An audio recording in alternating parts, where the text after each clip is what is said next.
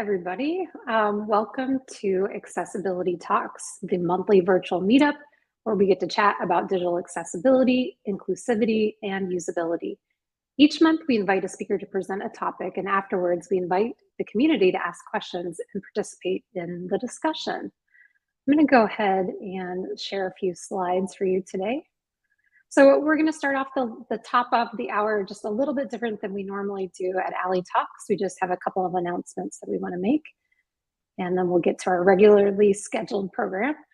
The code of conduct, just reminding everybody that we have one and that our group seeks to provide a friendly, safe environment, and we require all participants to adhere to our A11yTalks code of conduct. So if you're interested in learning more, you can go to A11yTalks.com, and you should be able to find that link on the page. All right. And also, we want to give a big thank you to our AlleyCat Club members. So Carrie Fisher, Rajab Nashiha, hopefully I said that right, Andrew Olson, and April Sides. The AlleyCats Club is a new thing that we have started here, and it's related to our donor page. So if you have a chance to think about giving to an organization on Giving Tuesday, this would be one to think about as well. We have some goals for our Accessibility Talks program, some things that we want to continue to do in the future, like captioning and paying our speakers. So want to take a look and become a sponsor and become a part of the AlleyCats Club, take a look over there.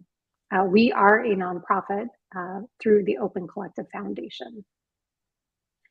All right, so moving on, this month's speakers are Sia Magadan and Valerie Newmark. Michaela, hopefully I said that right. I know I probably didn't. But we're going to be talking today about designing with and not for Rootid's cultural shifting process. And again, if you have questions for our speakers today, we have the YouTube live chat if you're joining us on the live stream. Otherwise, you can find us on all the socials at AlleyTalk, A11yTalks. We're going to spend a little bit of time, hopefully at the end, for some Q&A. So if you have any questions for our speakers, that's where you will find them. All right, April, without any further ado, we can swap it out. There you go.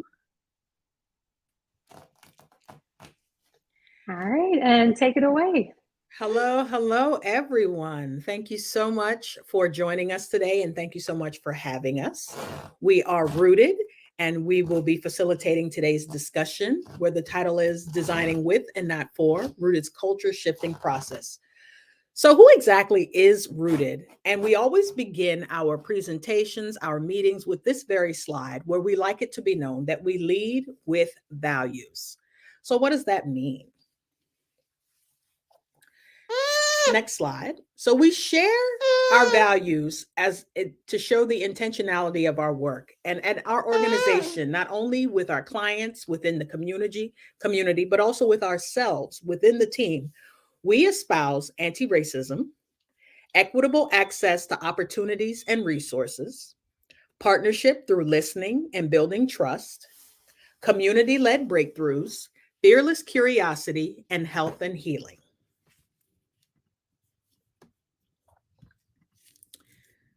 So when we begin our sessions, what we like to do often is we start by having people introduce themselves, their organization, and their pronouns. We also include land acknowledgements to know where people are coming from. So for example, I'm here in Sacramento, but I'm residing on Nisenan land, so that I'm making sure to give. And then we also included a link so that if people are unaware of what land they are inhabiting, they can look it up and find out. And then most importantly, we also like to include any accessibility needs that someone may have. So even during this time, if you don't mind, we ask and invite you to share these items in the chat with us so that we are aware of who's here today. Most importantly, if you are someone who is not able to access the chat, then you can turn your mic on and let us know that this is not an option for you.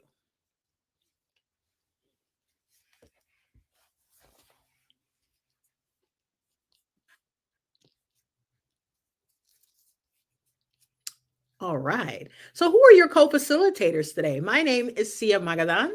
I use she, her pronouns. I am Rooted's Director of Community Engagement and Fundraising. And to my left here is my intern, Arturo, who accompanies and attends most of the meetings and is a helpful colleague and sometimes a finicky cubicle partner, but we're working on that. And I will turn it over to Val.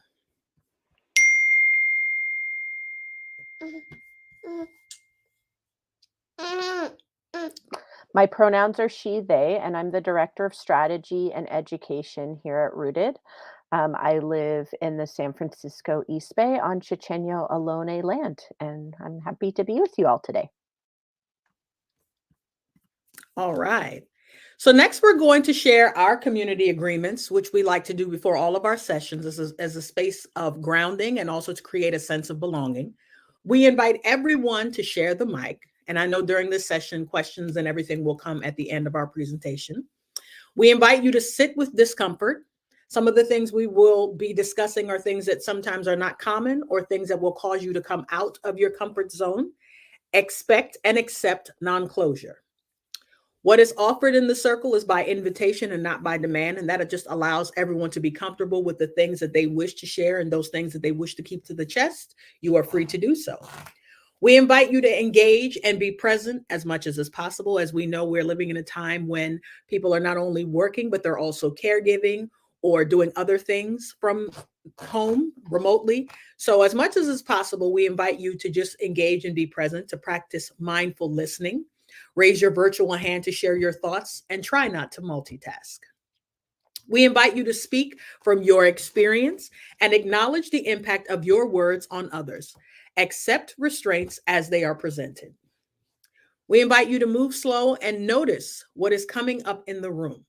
Consider intent versus impact and triggering statements. We are all at varying points in this journey. So we just invite everyone to be gracious, not only with themselves, but with others. We also like to remind participants, no fixing, saving, advising, or correcting each other. Show up as your full self and live your truth. Take care of yourself and most importantly, have fun.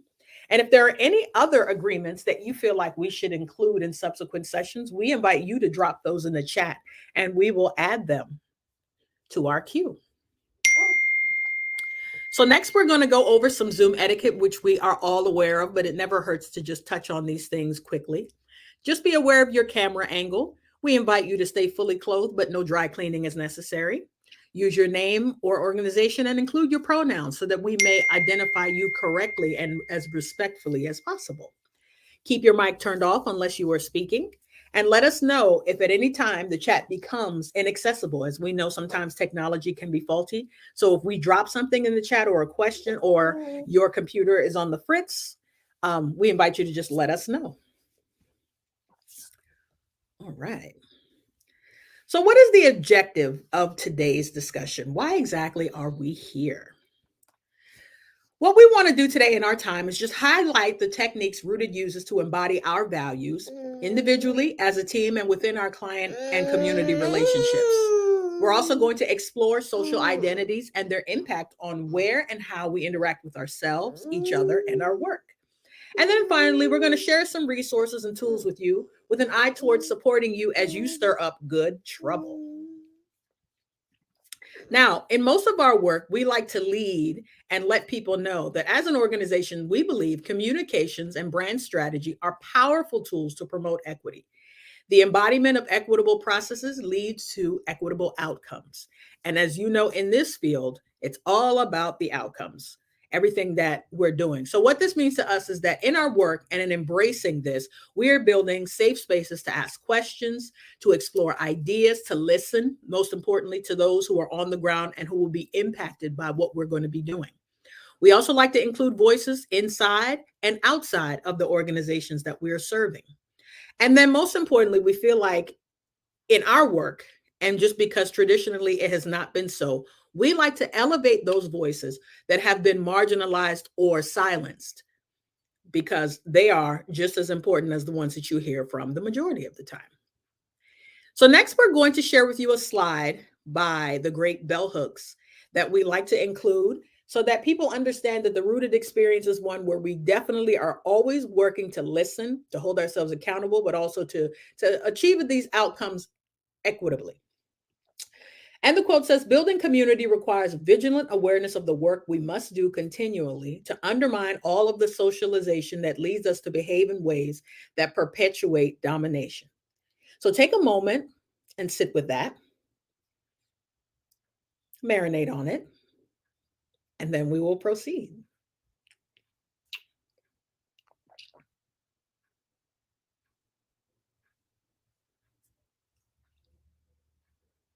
All right. So now we are going to do our first 2020. And if you're unaware of this, this is our way of giving your eyes a break. So we invite you to look away from your screen, count to 20, and then you're going to do it 3 times, looking in 3 different directions. So we can start this now.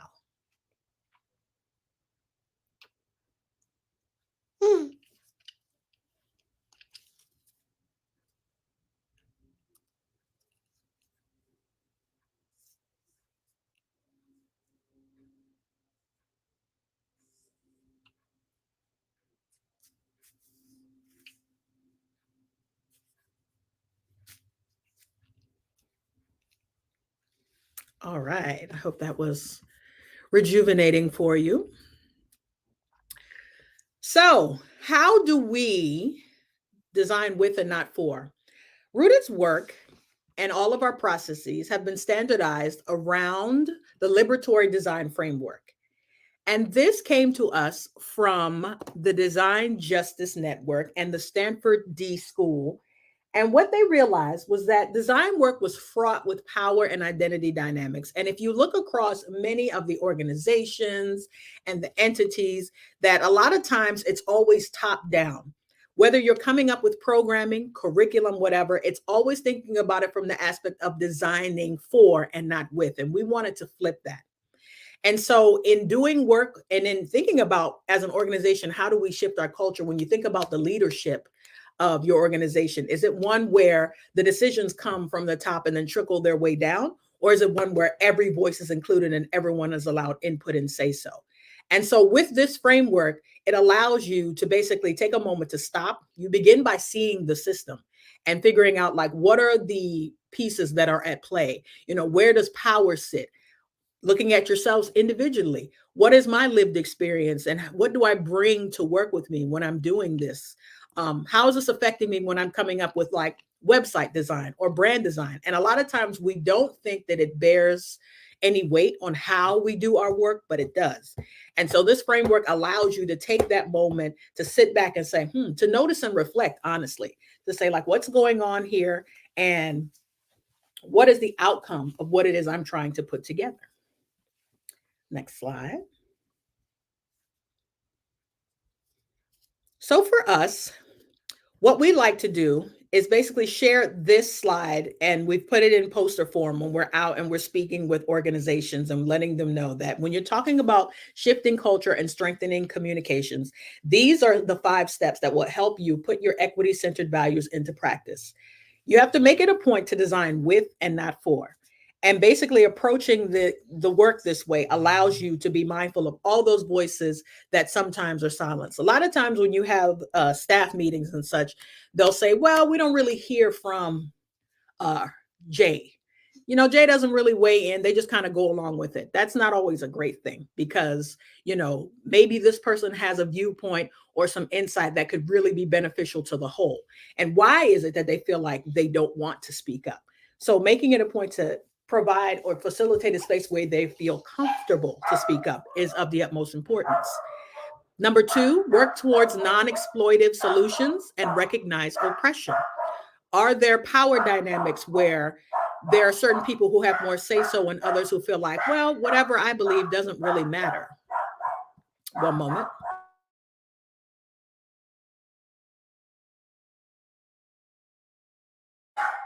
All right. Number 3, notice, reflect, and practice self-awareness. And this goes back to your own lived experience, your own background, even some of the previous work experience that you have lived through, where sometimes it may not have been a great culture, or it may have been a toxic, unhealthy space. And then there are places where it was great and was wonderful, and you want to bring those things with you, remembering those things and reflecting on it and saying, okay, how are these previous experiences affecting where I am now and how I'm designing? Number 4 is building relational trust by using design to heal and empower. And we believe that liberatory design work makes space for this very part of the process. A lot of folk are dealing with PTSD from previous experiences, and it's like they need to be in a space where they can trust that if I am going to share in this, that it's going to be listened to, that it's going to be respected, that my input is going to matter. So with this process, it allows people to feel heard, it allows people to feel empowered, and it allows them to feel like they're in a trusting environment where they can contribute to the whole. And then number 5 is to build to think and learn. So collectively, how are you as a team able to put things together so that you're not only learning from each other, but also allowing yourselves place to continuously reflect and notice what's going on?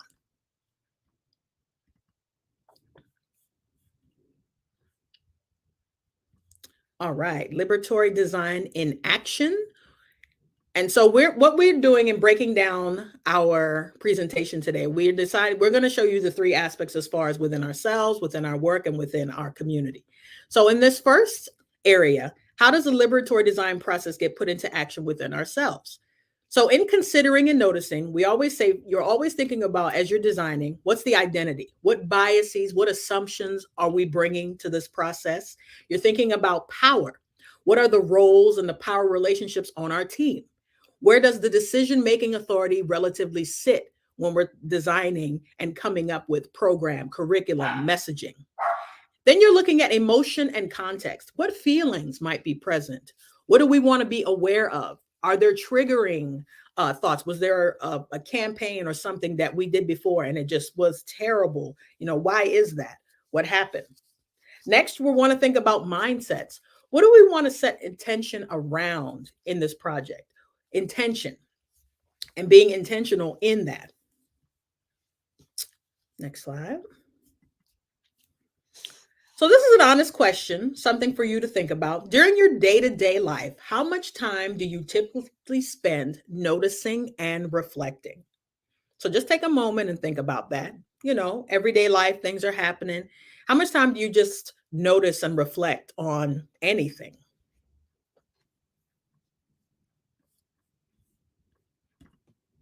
All right.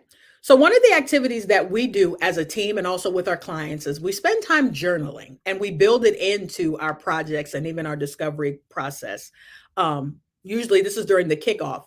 We take time to notice and reflect, and we invite them to jot down the answers to these questions that you see on the right regarding identity, regarding power, emotion and context, and mindsets. And it's pretty exciting because it helps to ground and help people to understand and kind of unearth some things. So as you're moving into this process, that you're aware of what's going on. And then there's also a 5-minute individual journaling exercise where we use these prompts and everything on the screen. And then we move through that. And then after this is the mindset exercise.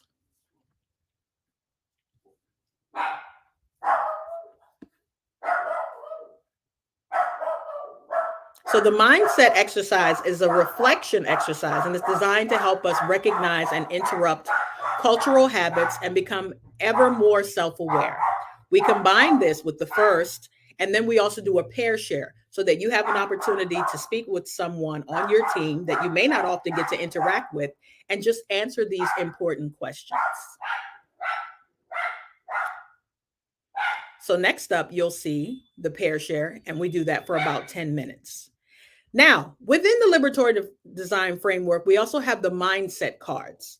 And what they do is they allow you to basically think about how you can minimize the effects of your biases and maximize our potential for non-oppressive partnerships.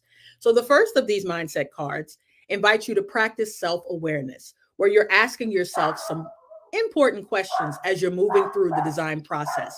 What is unfamiliar to me here? How am I positioned relative to privilege and or oppression? And how might my identities, whether they be race, class, gender, language, impact people and our process.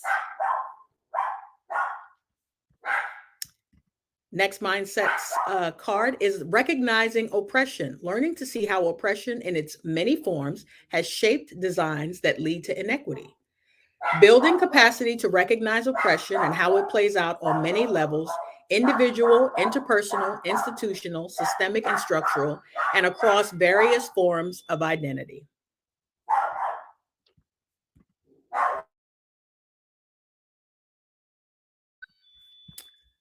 All right, next slide. Building relational trust.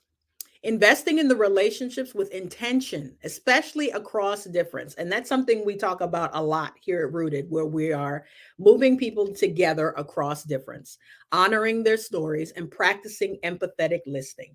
If we are courageous in identifying and processing emotions with our team, we create opportunities for healing and prevent distortion of our work.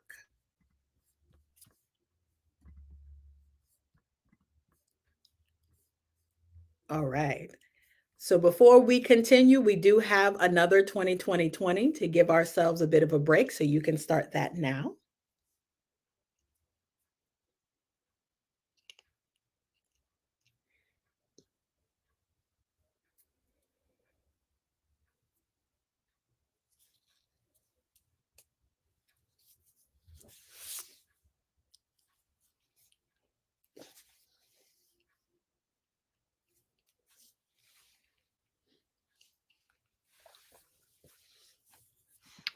All right. So next, we're going to talk about how liberatory design gets put into action within our agency.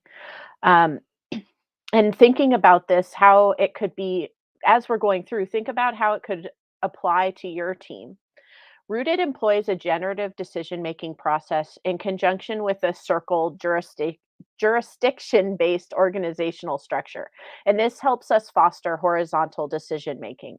We're going to go through a couple of different steps, but before we do that, we have another quote here for everyone to take a moment to marinate on, and I'll read it. Whatever we know, it is not sufficient. We can't see enough of the whole. We can't figure it out alone. Somebody sees something that the rest of us might need. This is by Margaret Wheatley, and this image and slide was pulled from the National Equity Project. And if you aren't familiar with them, I highly recommend taking a look at some of their different sessions as well.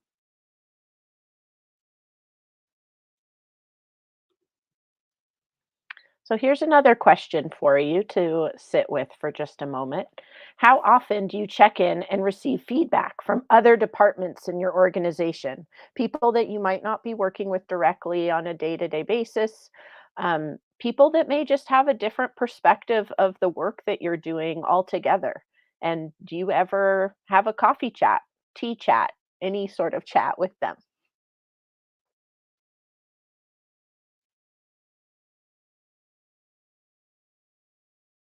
A little bit about our shared leadership model. Um, as I said, we're a generative decision making model, and it's based on consensus. And the circles allowed decisions to be made in specific jurisdictions that do not impact the whole group. Circle members are determined by team, interest, as well as their job responsibilities. And proposals for changes in any policies or practices can come from a circle, and then be decided in an all staff type of space. Specific steps of the process include introduction and space for clarification of the issue, group discussion to explore the issue and whatever key challenges, and then we do a proposal submission, another round of concern sharing and clarification, and finally consensus. As you can see here, these are our three main circles. So we have our community engagement circle there in the center that manages outreach and builds relationships and develops sales and marketing strategies that are all aligned with the values that you saw at the beginning of this presentation. Our operations circle centers the people through designing, developing, and evaluating equitable systems within our company and structures for financial sustainability and employee wellness. And then our third circle that's shown here is our client services circle that manages all of our relationship strategies and then is designing, developing, and delivering Rooted's products and services. So these first three circles make the main leadership structure of our agency, and they meet once a month unless something time sensitive comes up.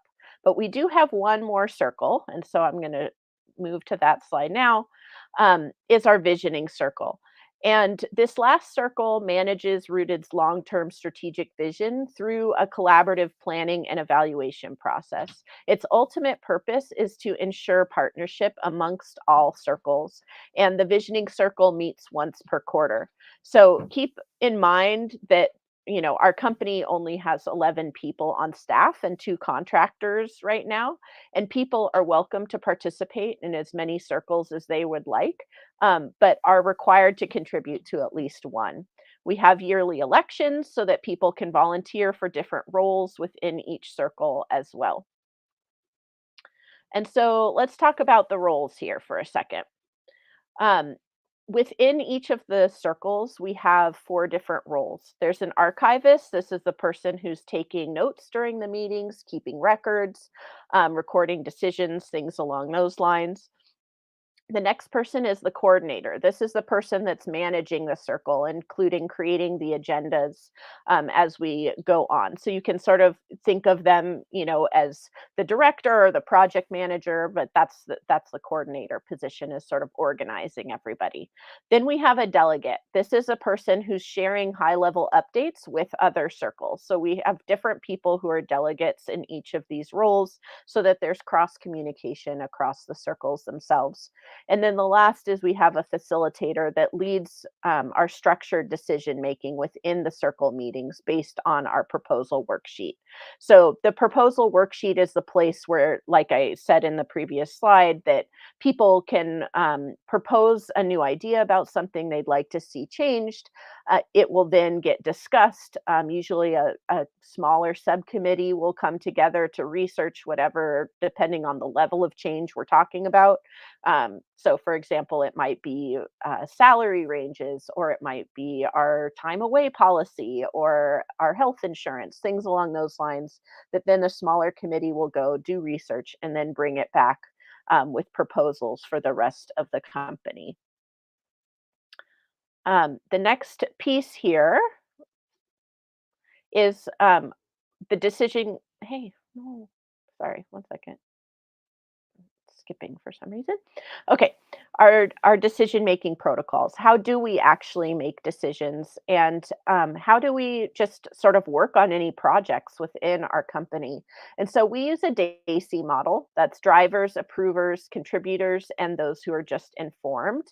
And our drivers are the people that are coordinating, that are sort of project managing, making sure that the project is continuing forward. The approvers are the people, in our case, it's usually at the circle level, or it's at the all hands level. So our entire company would be the ones that would be approving something.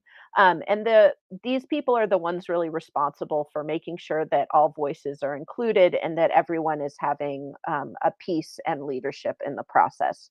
The contributors are those who are, uncovering any sticking points. They are usually people that might split away as a subcommittee to dig into something more deeply, to participate in sharing their different viewpoints. And then the last are people, on our team, whether it's internal or external, that need to know about the decision that's being made.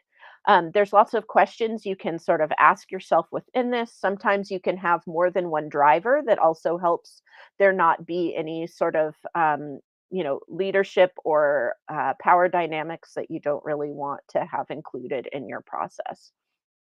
And all of this is to help us ensure transparency and inclusivity through clearly delineated roles for all projects, processes, tasks, or other strategic decisions that we're trying to make as a community. So, the last piece here in terms of how this works within our team is that we have some meeting and communication norms. We make sure that every meeting, every agenda begins with a POP, a purpose, outcome, and process. That way, people understand what the meeting is for what we're hoping to get out of the meeting, and what the process is that we're going to be going through. We try to share any docs 24 hours in advance, give people time to review them, hopefully more than 24 hours, but we do the best that we can. And then always share out a summary of decisions that are being made. Our primary mode of communication is through Slack, Notion, Asana, and Google Docs. So with Slack, that's really where we'll do our anonymous voting. If there's something that people need to be able to share anonymously, we'll have surveys and feedback loops so that people can always contribute and share opinions after each of our meetings. And then we use Notion to have documentation of everything that's going on within our company. Asana is really our place to assign tickets to one another or have the queue of client work. So that's our project management tool. And then Google Docs is where all of our documentation will actually live. So within Notion, it will click out to a Google Doc or something along those lines. So we have all these structures for all of our meetings to help everyone really feel informed, included, and prepared. That way they can fully participate in any discussions or decisions that are going on. Really, all of these protocols and processes are there for inclusion purposes. If people don't feel like they understand what's going on or what the decision is that is being made, they don't have enough background, then they can't really bring their full selves into a discussion, and they'll oftentimes feel left out or feel like they don't really have anything to contribute. So this is the way having all of these structures. So sometimes people say, oh, does that feel too constraining? It's no, actually, it gives us the freedom to really participate fully by having these clear understandings amongst ourselves. So how does this show up within our work? How does it show up within our partnerships? And really the thing we're thinking about here is how do we design with our community? And similar to how it's working within our team, you really need to bring them along in the process of whatever you're building or creating and then make it a positive experience for them. They need to feel that their participation and feedback is a true gift and that you're holding that gift with intentionality. This is what builds a sense of trust and partnership and is how we collectively build belonging. We're going to now share a case study that illustrates the liberatory design process in action. And there's no better way to do this than showing some ways that we conduct secondary and primary research processes that centered the lived experiences and needs of our stakeholders and community members in a way that, you know, felt inclusive and warm and really community centered versus feeling exploitive or extractive, which is sometimes how research processes can feel to those that you're asking questions from. So really our focus in all of this is around building relational trust so that our design processes, so that our interactions can really heal and empower our community members and ourselves.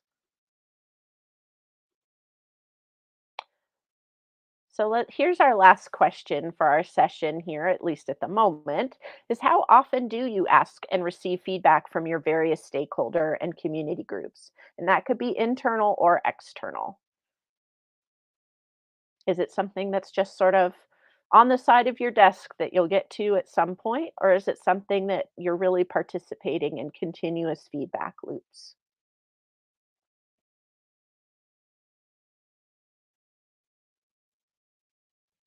So the case study that I'm going to share with you really quickly is for the East Bay Regional Park District, which is a regional institution here in the San Francisco East Bay.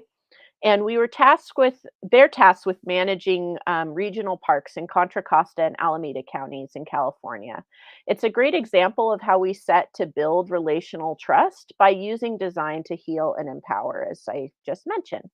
And this project included a large community input process, and it was conducted in multiple languages, as well as auditing and reorganizing a huge body of content that required a new website information architecture and new um, website visitor pathways and conversion points, all that were informed by user input processes and accessibility best practices.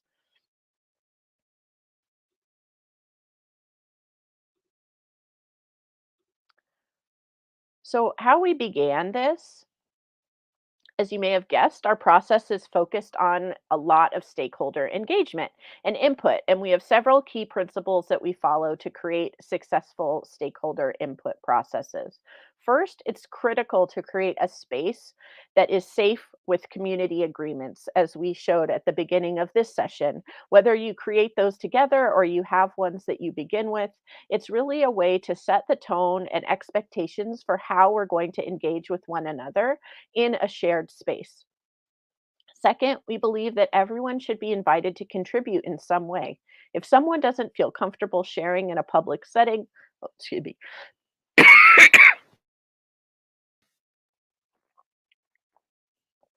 or can't attend a listening session, we provide asynchronous ways for people to provide feedback through surveys. Lastly, it's critical to demonstrate that we hear the input. We do this by presenting back to the community at key stages in the project process. So, how did stakeholder engagement play out in this particular project?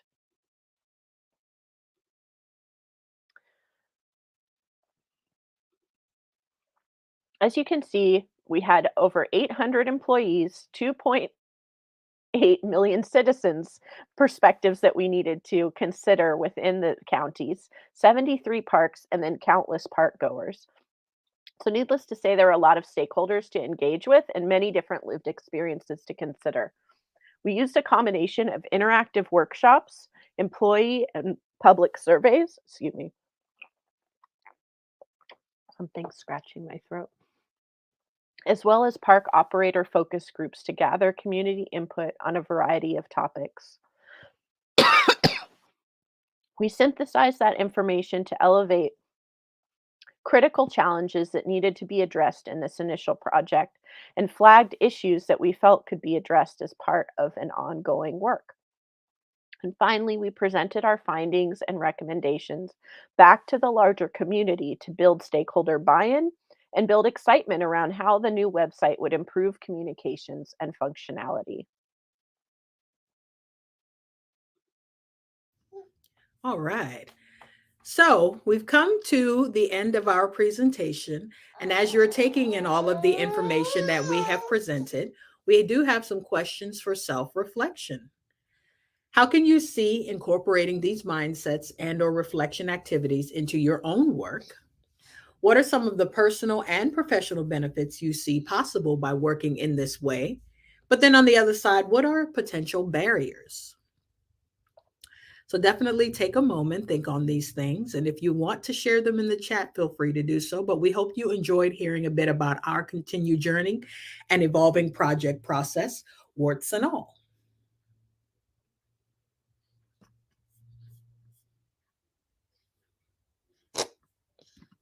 And then we have some resources that we definitely would like to share. So we do have the link to the Liberatory Design Framework and the Mindset and Process Card Deck. We also have the Design Justice Network Principles link and a link to the National Equity Project, which often hosts lots of engaging and insightful sessions. They also have resources on their website that you can download as far as PDFs that you can utilize with your team and individually. Again, we appreciate all of you taking the time to be with us today and for working with us. And we'd love to answer and hear from you all if there are any questions or insights that you could share.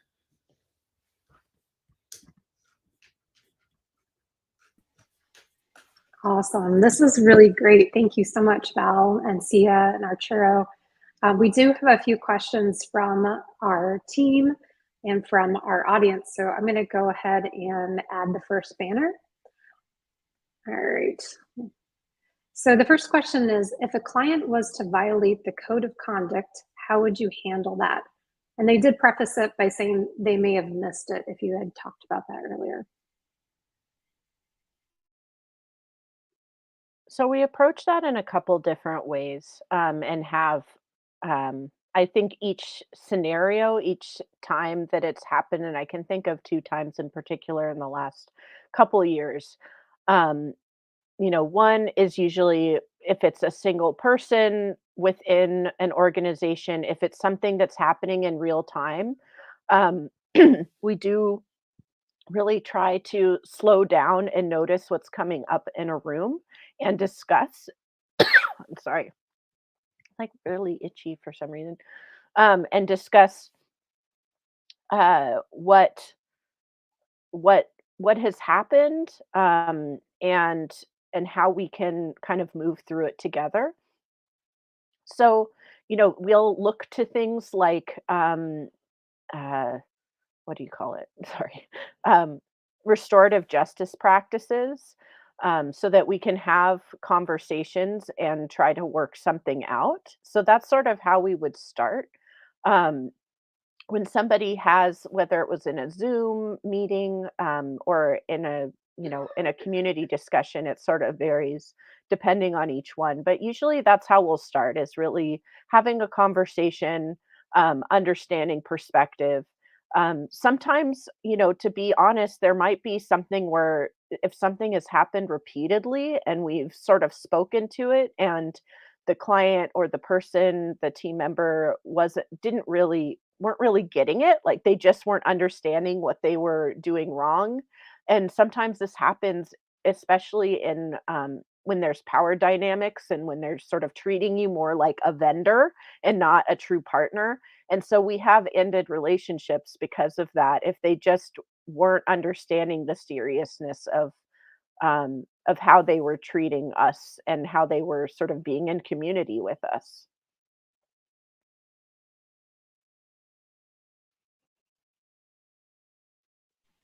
Yeah, that's really good advice, and I like that concept of you're not a vendor, you're a partner, and you would treat your partners maybe differently. So I like that response. Hopefully, the person who asked that question got their answer as well.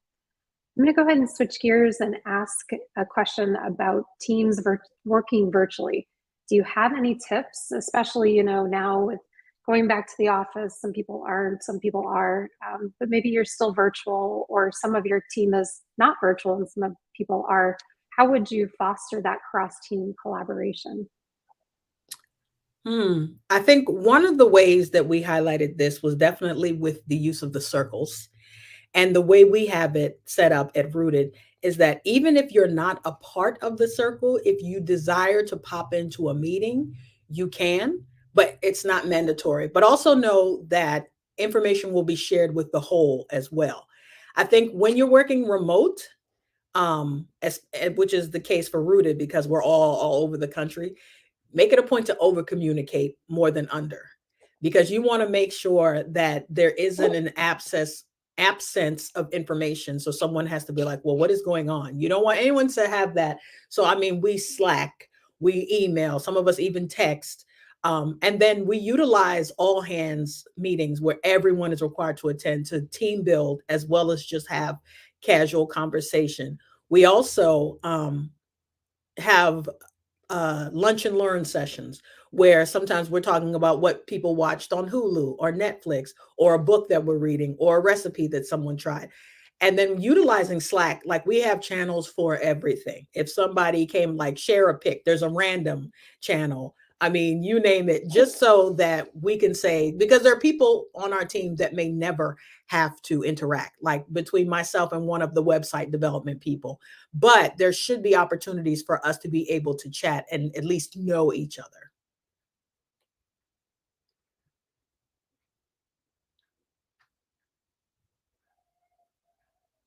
All right, that's a great answer. All right. One quick question related to that too was, I keep hearing questions about the 2020 break. People loved it. They're all excited about it. So is that something that you all came up with, or is this from research that you did previous? It was great. Yes. It comes from the National Equity Project. A lot of our presentation ways that we work come from the National Equity Project. They have an amazing amount of classes and different sessions around designing agendas for equity, build, liberatory design, all of these kinds of things. But that came from them. And then we usually include a sort of silly stretch break now as well. Do you say silly stretch break? That's great. So like not really yoga, not really like Pilates or anything formal, just a silly stretch. Yeah. Like I the like it. picture we use is of a giraffe like stretching and sticking out their tongue. And it's like from whatever way is comfortable for you, like get your blood flowing again. Can I see an example of a silly stretch? Oh, okay. Oh, Just like that. yeah. I All mean, right. it's not necessarily silly, but one that's like really Okay. good All and right. supposed to help you refocus is you kind of like take part of your chin and you look up and away and try to look behind yourself. Oh man. And then you Oh do it yeah, on that's the other side difficult. too. Yeah, and it's supposed to help Oh, kind of like reset everything in your neck and your head. So it looks a little bit silly, but it's supposed to actually really be helpful. I like that. And I just tried it out for all of you. So I encourage everyone to do a stretch. That's always a good thing. Standing desks, I know, are important to a lot of people as well. All right, we have one last question, at least for the time being. Do you actively recruit users with disabilities for your usability testing? I would say it's a sort of yes and no question, and it's something that we are working on doing more effectively at.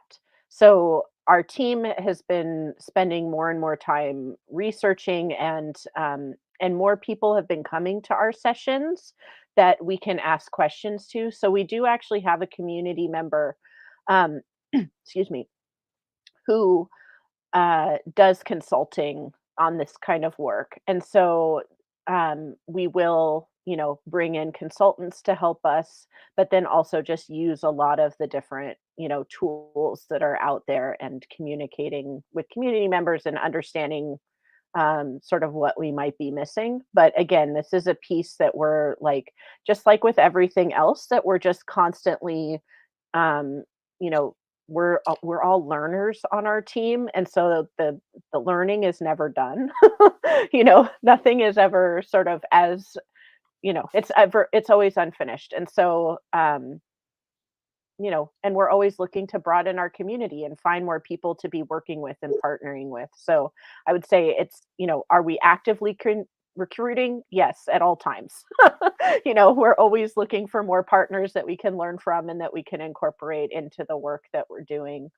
Um, and, each project is an improvement on the one before.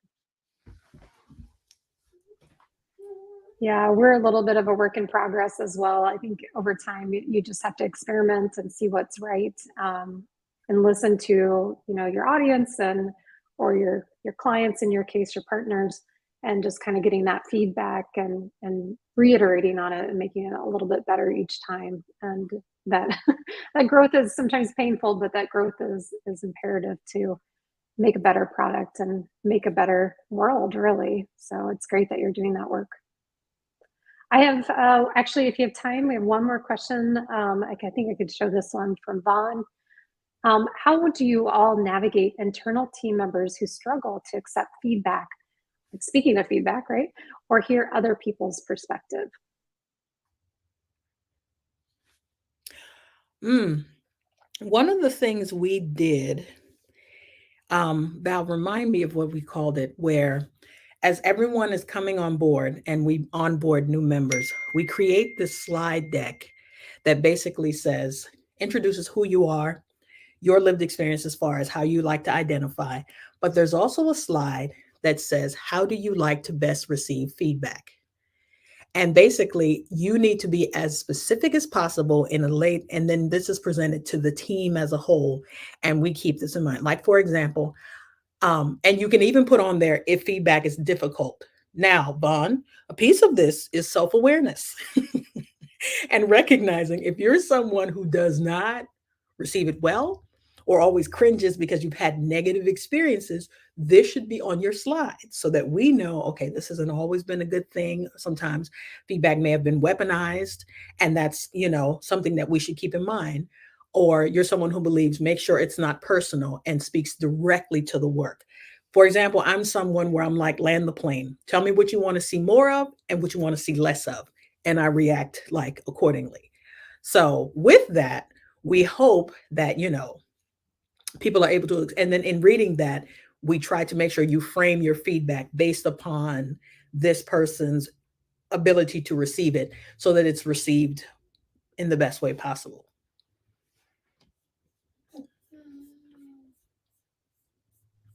That's a great answer. Yeah. And we've actually snuck in one more question. Maybe we have time, maybe we don't, we'll see. But Vaughn, hopefully that give us a thumbs up in the comments if that answered your question. Otherwise, maybe we can elaborate on it a little bit, either async or we have a few minutes left at the end. But I want to go ahead and show Joe's question as well. Do you have any thoughts on designing with people and whether or how much to pay them if payment is involved in the project?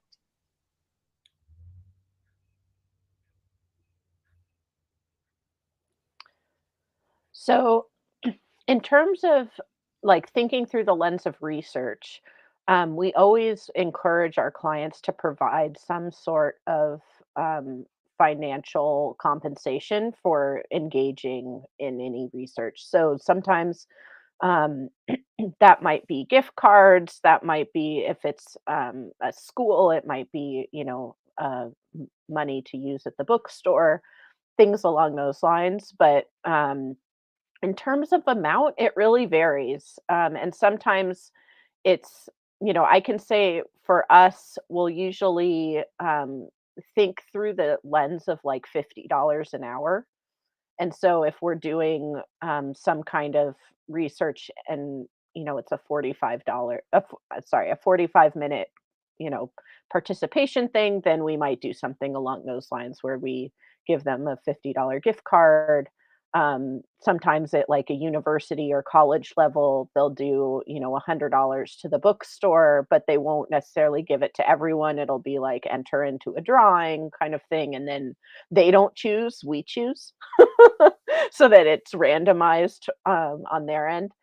So it really varies, but I would say going along the lines minimally of $50 an hour seems the most fair as you're asking someone for their perspective and their for them to share lived experience with you.